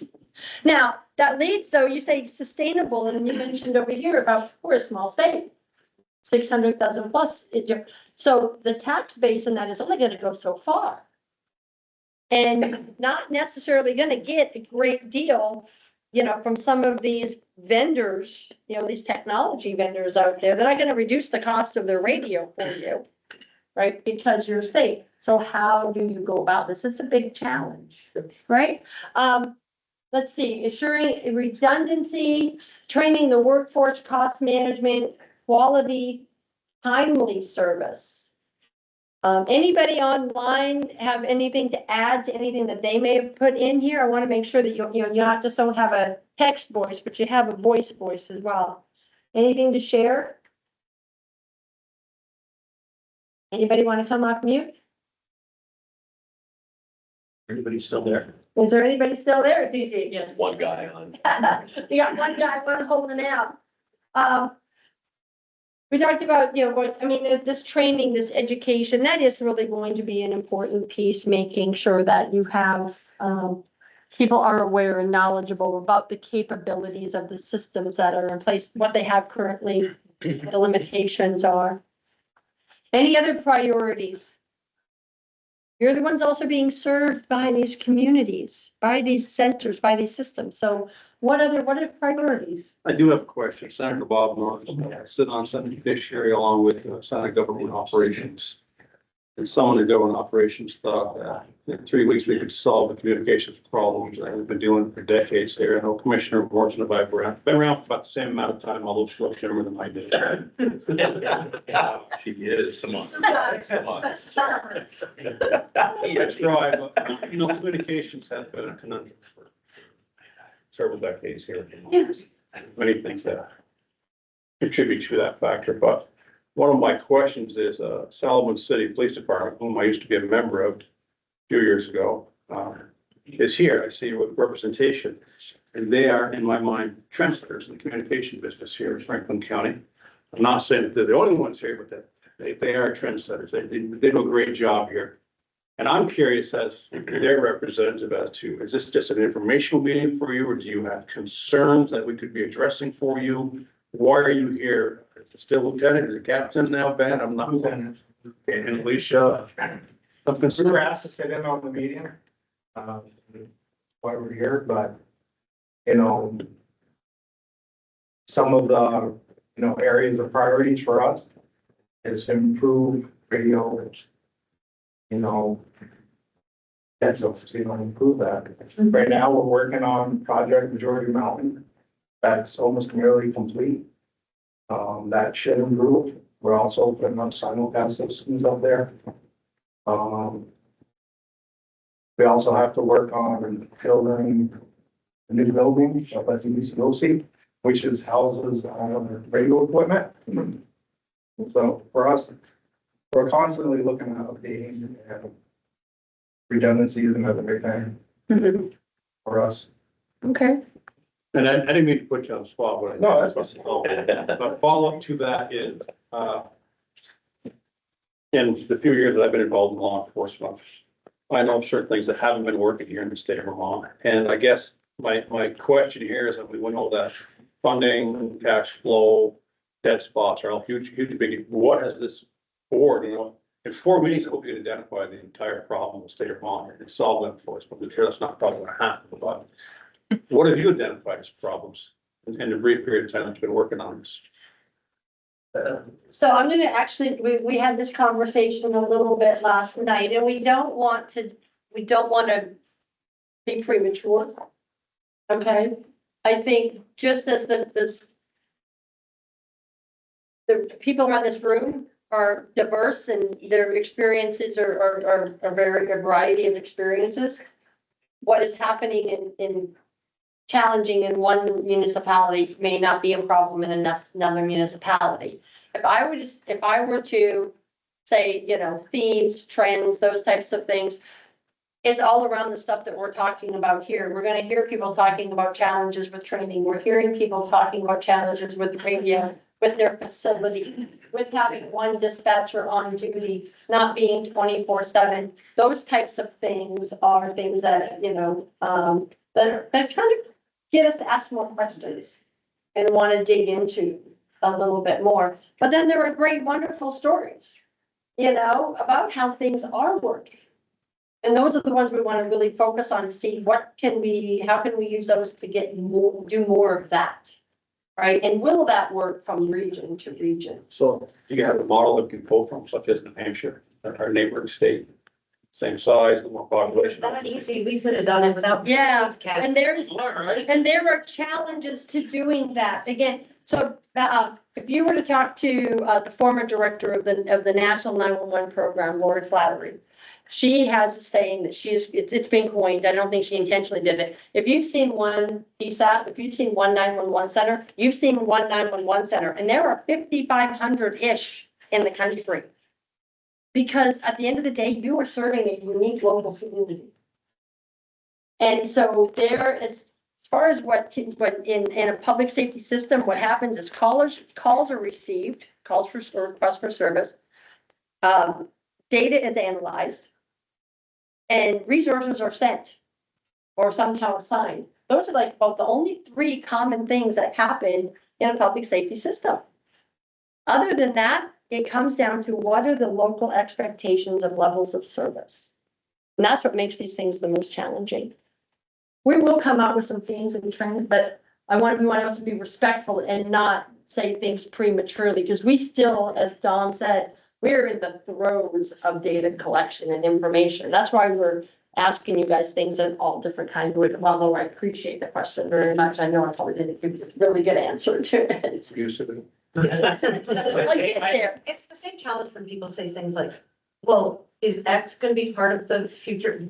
I don't know. Is X gonna be discussed as a future solution? Is Y? Are you leaning towards Y? And the answer is, we have worked really, really hard as a 7-person task force to completely be Switzerland and have no preconceived notion about what the future should look like. Because if we go into a process with we'll have a fair and impartial process, after which we'll do what we wanted to do anyway, there will be no buy-in, then it's not a legitimate process. So we have talked repeatedly in our meetings as task force members to remain completely open to the possibilities. What comes back to us, we will ship to the legislature, to all the stakeholders, all the people who actually live and work in the system, and receive their feedback on it. And then at the end of the day, each of the 7 task force members has a constituency that they have to speak for about what direction they think we should go. And there may be some information that comes back that people aren't happy to hear. I mean, we're gonna be very honest in what our assessment and what our thoughts are. And we're not gonna we're not gonna make everybody happy. For my agency, the diverse range, I have full-time career firefighters down to volunteers. The expectation that I have from them goes one end of the extreme to the other. So that I don't know how we're gonna come up with a system that's gonna be perfect for everybody. There's probably gonna be a system where there's multiple options. Because you're gonna need multiple options out there for the diverseness that we have. You have EMS agencies that are all paid staff now.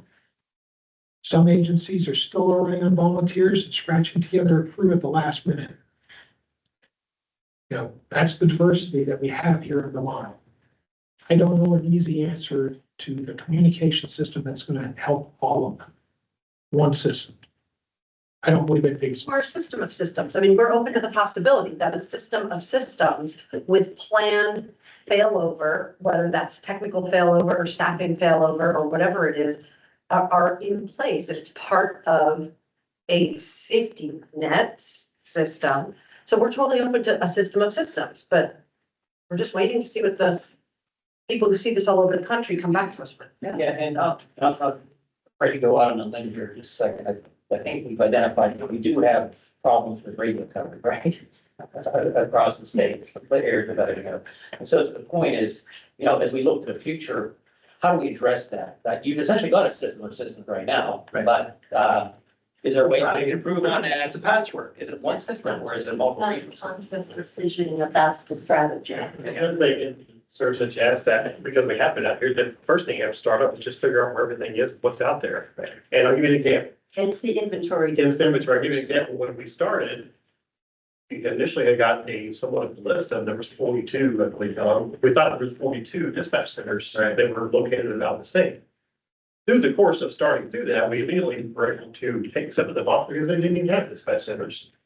And then we ran across another one that didn't have, we thought had a dispatch center. When we got there, we do not have a dispatch center, but we didn't know that up front. So that's kind of that's hard to really balance down on that question because we look like, oh, now I gotta get through and figure out who actually has dispatch centers.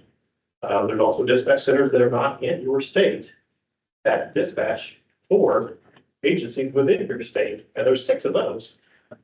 New Hampshire, Massachusetts, New York. How do you deal with that at this point? Because whatever you do in Vermont is not really going to affect what you do. But those agencies that are dispatched by them might make a change after that, depending which direction to go. But you do have to take that factor in because we've got 6 other agencies that are have a piece of this pie. They're not even in your state. That's 3 different other states. So So let's let's move on. What are your deal breakers? Like, this just will not work, can't have it, don't want anything to do with it, don't touch it. What are the deal breakers? Are there any deal breakers? Share online or on the chat. Anybody want to start this? A lot of folks we haven't heard from. Have any thoughts on deal breakers? I do. Sure. The cost. It comes back to finance, you know, because everybody's gonna say it's gonna come back to cost and finance. You like you say, yeah, don't know what's gonna cost. And that's a big deal breaker for some municipals that are just scraping to get by. You gotta understand with equity. Most of these towns, like, you know, like I said, don't even have a center or cannot, like I said, don't have, like I said, had a partnership with other states like New Hampshire. But Brattleboro trying to get their service because they don't have, they're gonna say they don't have the money. And that's, you know, that's a deal breaker, like I said, across the state, that's gonna be the biggest deal breaker of it all in the budget and finance. Right. So reduction in service, right? Here's that there's a reduction in service as well, right? So what are some of the things that you're concerned about that would reduce? What do you think would be reduce the level of service? What are some common things you might think that would be a concern? How would you, yeah? Staffing. Is also. You think you would? It's the concern because, like I said, Vermont is known to the word volunteerism as the state keeps repeating that. But as we know, not everything pays, you know, Okay. not every, the way I look at it is not everything is supposed to be free. You're supposed to expect to get paid for what you do. Okay. And that's what I'm saying is if you're not gonna, you know, I know everybody does says, oh, we just do everything by volunteer. Not everybody can do that. Okay. Let's be honest. Yeah. They want to be compensated for the work they do because it's meaningful to them and their families. All right. Thank you. Yes, you're very welcome. What are some concerns about levels of dispatch? Okay, this slide did not get changed somehow. So we want to have high levels of service. We don't want to have low level of service. Concerns about turnover, not enough support, reduction in staff, changes in dispatch. I'm going to kind of piece some of those together. We'll get the sentences structure on the back end of this one, and then There's a we'll real update labor the slide. concern. There's a real labor concern about if I work for X town and I am 15 years into a retirement system with X town. And now we're going to shift to a regional center or get our dispatching service from somewhere else. And now we don't need that. What does that do to incumbents who are in those roles? Are they going to be guaranteed a job and something of an equitable retirement system? I mean, that's that's Yeah. what we heard a lot of up in the Jones County area. Yeah, and that happens when we, again, I want us to kind of in this conversation reassure the things that we're considering. There's some places where it doesn't make sense to bring people physically together. Just because the recruiting pool, the hiring pool, it won't support it. We have a county we're working with right now. The county itself is almost 9,000 square miles. They also have a mountain going down the center of the county. And they've got 5 dispatch centers. It does not make sense to bring them into like a North Star single dispatch center. Where are they gonna get all their staff from? Right? Then we talked about how can we just make sure maybe they're all connected. They're all sharing of services where they can share staff, things like that. So these are all things, just to reassure you too, we're gonna take all of these things into consideration. But yes, there is a concern with folks. We hear it all the time. How about knowing where addresses and things are, knowing where, older, landmarks and things. Do people hear about that? When we started this conversation in 2023, and this iteration of it has been going on forever, but I remember a few folks, both from the Northeast Kingdom and Rutland County, say things to me that basically boil down to there needs to be a local dispatcher who knows that the landmark is, the tree, with the giant thing on it, you know, that's down on Smith Street, you know, that they're able to actually know what's there.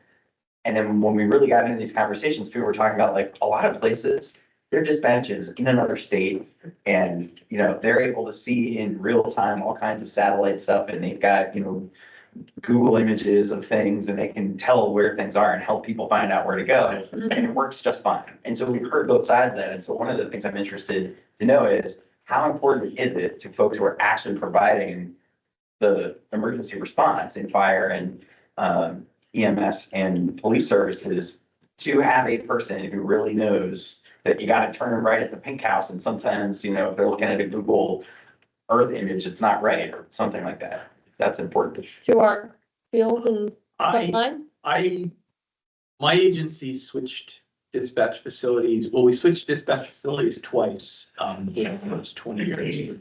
First one was because we were originally dispatched with text pagers, which was a nightmare. I'm not sure where anybody got that idea, but it had something to do with the lack of actual communication for infrastructure. And then when we switched dispatch facilities, again, there was some concern about, well, is the dispatch facility that's further going away, are they going to know where they are? And some of those concerns were alleviated by having some people from the dispatch facility come and take a drive around. But the reality is that with GIS information and with the fact that in Vermont, your biggest plague is people who call 911 and say, you know, I have an accident. Where are you? Well, this White House, there's a cow and a red barn. You know, where is that? It doesn't matter if the dispatcher is in your town or in your county, because when you get that kind of information, it's useless. Right. So I don't think that's critical. I think that you can shift around from dispatch facilities, and as long as they know what they're dispatching and they get the right, you know, information from GIS and stuff, it should be. Technology has solved a lot of that problem. Plus there's training. Yes, that's Scott. What I will say, that's very important. I lived through a situation back in my home state, like the perception of risk on the people in the general public is really important, no matter what we do, and we have to acknowledge that. There are people who, you know, this system has grown through the state of Vermont over a number of years. And people, you know, honestly believe that you're introducing, you know, we can point out all the risks that there are in the system right now because of all the reasons we talked about right here. All right, but there are going to be people who believe that you're going to be increased risk by doing what we just talked about, leveraging, you know, modern technology. And that is something that everyone needs to be cognizant of as you go through this process. If there is going to be, whatever that change is going to be in the future, that people, you know, their perceptions of risk need to be taken into account. They need to be, you know, a plan or a strategy to mitigate those perceptions need to be there, because it killed a huge initiative back where I come from. I saw it happen, and, you know, it's just something you need to be aware of. Is that I think it kind of goes, that's why we're having the community listening sessions, which are separate, and education is going to be really important. To put this in perspective, you know, many of our communities have finally, the last of them have gone away, but we no longer have fire phones, you know, the phones that ring in all the firefighters' houses, and then somebody picks up the phone and they all whiz off to where they're going. And people who were used to that system, when they called, they got somebody in their own community, they would get on the phone and say, you know, the fire, where is it? It's at Larry Paquette's house. And that's useless to just about anybody, because 90% of my department hasn't lived in town long enough to know where he lives in the first place. His house may have like burned down years ago, who knows what.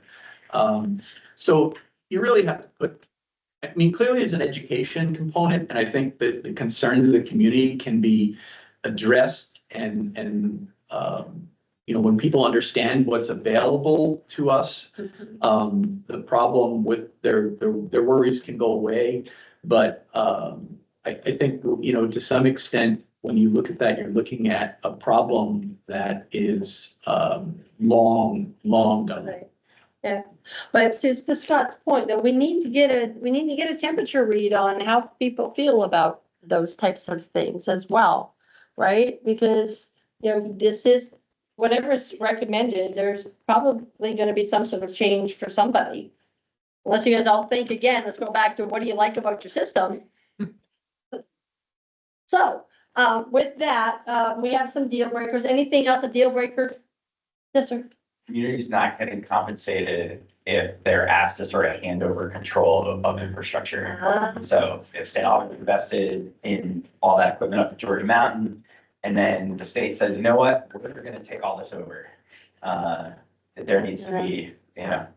Now, that perception too, just to, that the state's gonna take over. So some of us have been in the room when we're Kind bouncing of a ideas around, so. Deal breaker if somebody comes up with that, right? Okay. Yeah, I got you. I got you. All right, did you switch? Now we just have that last conversational question, which was, what changes would you like to see in the system? Magic wand, what do you want to see? Yes, sir. And easy to understand, automated, but like I said, we'll run and have, integration with, like I said, cybersecurity and AI integration. How can we integrate all that together in a unified package? So it works for everybody's access needs. Everybody got some. We all know that not one system is going to work for another, but we also know not one person's going to be there. You're going to have different dispatchers every day. So they're not going to be able to use the same equipment, same computer. So we got to understand, having that, fluent, well, that's what I want to see in the future. It's something where it's easier for the end user instead of them having to ask for help, especially in a critical situation. Okay, appreciate that. What do you see in the system? Back to her, something that works and people get the service and response that they need. Wonderful. What would you like to see in the system? Yeah, I'm making y'all, so be prepared. System has improved greatly, enhanced 911, so also as far as identifying individuals. As far as what I'd like to see in the system, Yeah, what improvements? I would like to see not as many people throughout the state dispatching services and they get the taxes, taxpayers. And believe me, we're taxed on the best it is. Got you, okay. Our folks online, if you could throw something in the chat of what improvements you would like to see in the system, we'll get to you. Sir? I'd say connectivity. Connectivity, all right. What improvements? I'm just gonna give you an end game, same level of service to the entire state, I think is what we're here to do. Okay, all right. Yeah, I would definitely agree with that. And one thing I wanted to bring up was, communities who may not be, represented here tonight because they're all volunteer EMS, for instance, and they have day jobs and they're out on calls and they just don't have time to participate in this. I know you feel like you're gonna do as much outreach as possible, but there certainly are towns, communities who have people who are working really hard that just can't take part in this. So I don't know how you reach them, but I really want their voices to be heard. Right, yeah, so I think that's one thing we can follow up, even with this exact same set of like 6 questions, nothing extensive survey, something like that, but then it'll be a comment upon, our contacts in each of those places to distribute those things. Or just see for improvements. Something that every community is comfortable with and understands. Okay, I guess this is a good moment to be greedy about interoperability. I would like to see OTR over the radio frequency. okay. In Trinity County, when somebody loses a portable, everybody goes dark until they come around and reprogram. But You got that one, Scott? I couldn't quite hear it. No, I can't hear it. OTR. yeah, so like for instance, in Trinity County, I know that somebody loses a radio or has one stolen or something like that. Everybody goes dark to that agency until they go around and reprogram everybody's code. Are you talking the encryption? Yes. You talking over the air encryption? Okay. Yep. Oh, they are programming something. Okay. Yeah, he said OTR. Like to me. Yeah. I had different agencies use this. Yeah, he said OTR, I thought he meant BP. If I could add, there's 2 capabilities over with Project 25, over the air programming, the program, the radio, and there's over the air keying of security. So You need them both, really, because it costs money every time you touch your radio. So, you know, the networks that are available today have both these capabilities, reduce your operating costs and improve your capabilities. I want it to be easier for dispatchers, to be, for all the agencies that might be responding to a call, for there not to be so much diversity in the number of dispatching services, so that we sometimes end up slowing down service. So we want to improve speed, and we want to make it so that it's easy for the right emergency responder to get there to respond to that call. And right now, we've got too many dispatching agencies, and we've got places where fire, EMS, and police services are all being dispatched by a separate. That's the problem. I would like to see a patchwork system that's not held together by duct tape. Where there's overlap, where it's only necessary for there to be overlaps. And then also workforce improvements, with the same volunteers in our communities doing the same, wearing the same 10 hats. So making sure that, we're getting the net out far enough, that there is resources for training and that people are being on the same amount. Over from a selfish standpoint, from a state police standpoint, from our PSFs, obviously, I'd like to see things made as easy as possible for our dispatchers, really, and the job that they do every day. And that's leveraging AI, new technologies that are coming up in the future, but also improving our infrastructure, what we have. And I think we have a plan that we're doing that currently. But it's really about making their job as easy as possible, because they have so much to juggle as to what they're doing, not only with the agencies that we're just for state police, but the other agencies that we dispatch for as well. So there's a lot there, making their job as easy as possible, I think. Well, thank you. And my boss just stole my idea. He's right. It's about the working environment for the dispatcher as well. We're going to make sure we're serving them the way we need to, because for our PSAP, retention is sometimes very difficult, and we're constantly hiring and trying to fill vacancies. The environment really lends itself to that, and so we just want to take care of it. I want to share with the previous representatives that the improved effectiveness and equitable funding. A good cat system. They came across online a couple times. Yeah. Yeah. It lowers the chance of this under. I knew. Yes. You gotta be upgrading the equipment, staying up with the latest technology Okay, and retention, so it's right. all right. Serge? Well, I've spent enough 12-hour overnight shifts with Jimmy to know that CAD system is the right answer. That's a end-to-end workflow automation. Okay. And in the summertime, I run a program where college students get to dispatch students for doing simpler work. I would have loved to see a higher value in what, in compensation for what dispatchers need to do for our community. Appreciate that. Is there anything else from what you previously said? Yes, to add to it, what I'd like to see, it would be more, of the governance, which I didn't speak up, but more of an equity side lens of governance. How can we make sure that governance is very efficient, effective, and actually, word for word, make it work, and user can understand what you're saying, because most of and that's why I'm going across the state, and it's not funny in some ways. There's so much jargony, technicality, and, not plain language, not enough of that, so people can understand what he's saying. Like what he's saying today, it's like, what are you really saying here? Right. It's like that's what I want to see, is that accessibility and accommodation to that, so people would understand what you're trying to present them. Because if you can't present them in a way that they can understand, you've already lost. There's no question, if and what's top.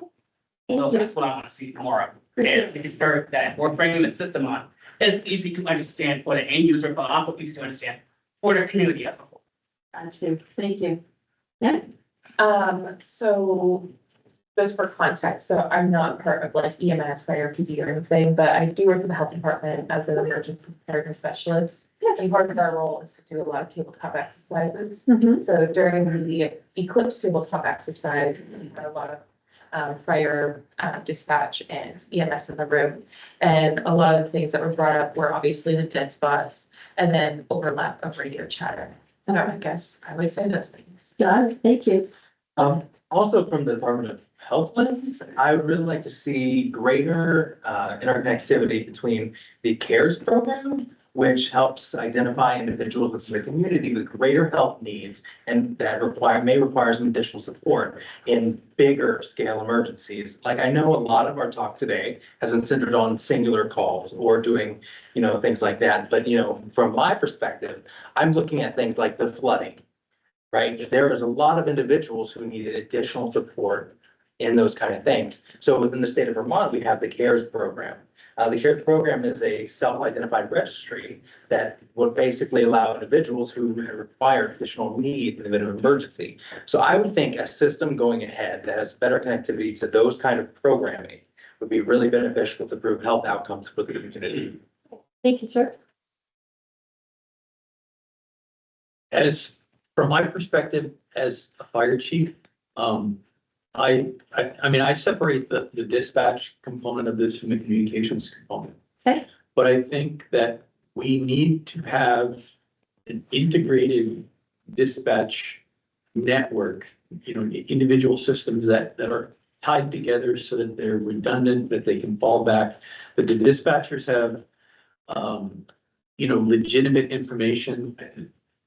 Whenever my people complain that a dispatcher was mean to them or a dispatcher didn't talk to them fast enough, I demand that they might want to go and sit in a dispatch facility for an hour or two and find out what it's like to be a dispatcher. You're my hero.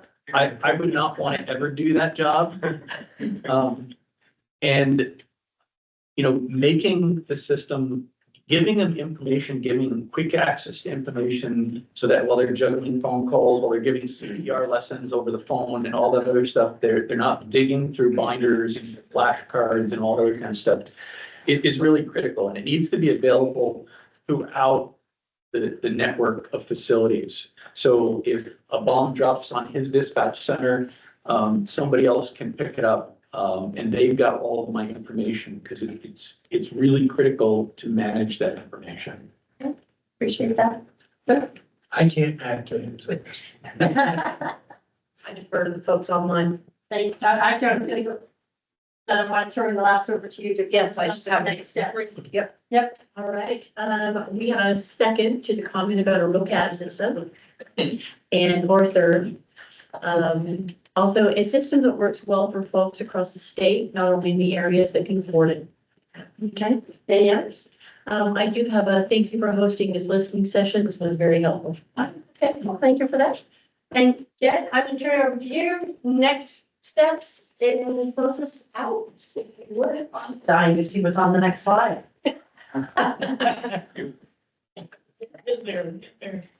Excuse me, Commissioner, may I say something quickly? Sure.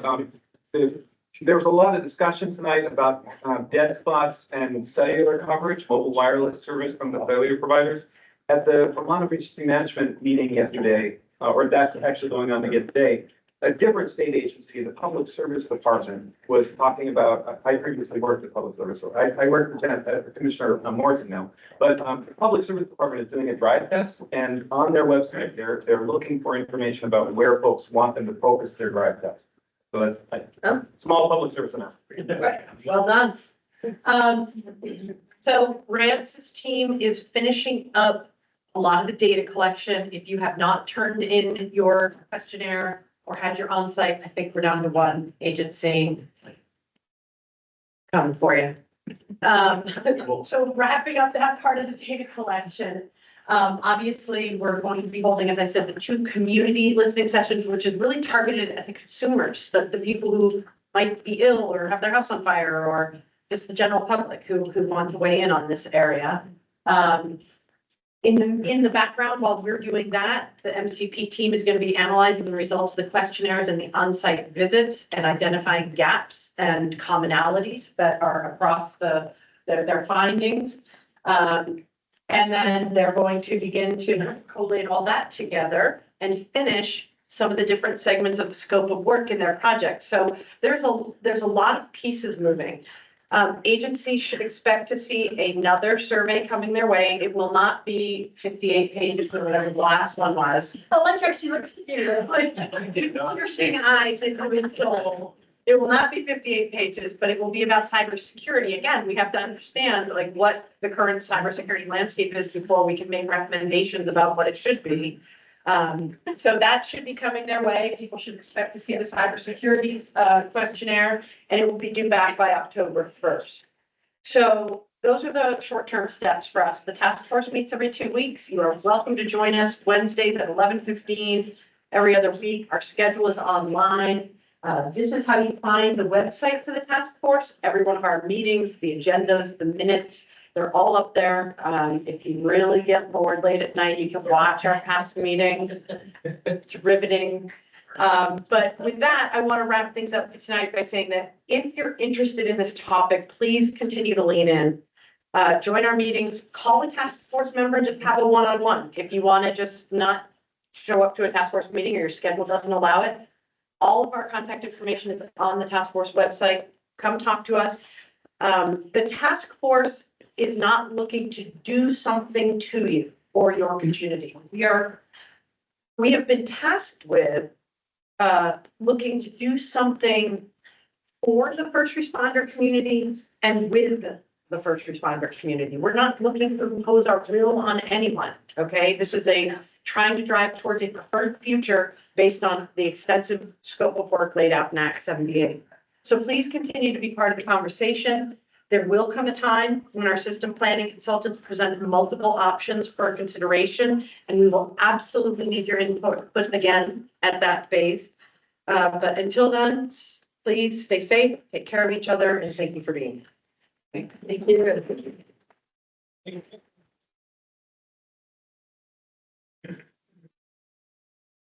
Well, since they're feeling like shit after these funeral fly. It's approximately 4 hours.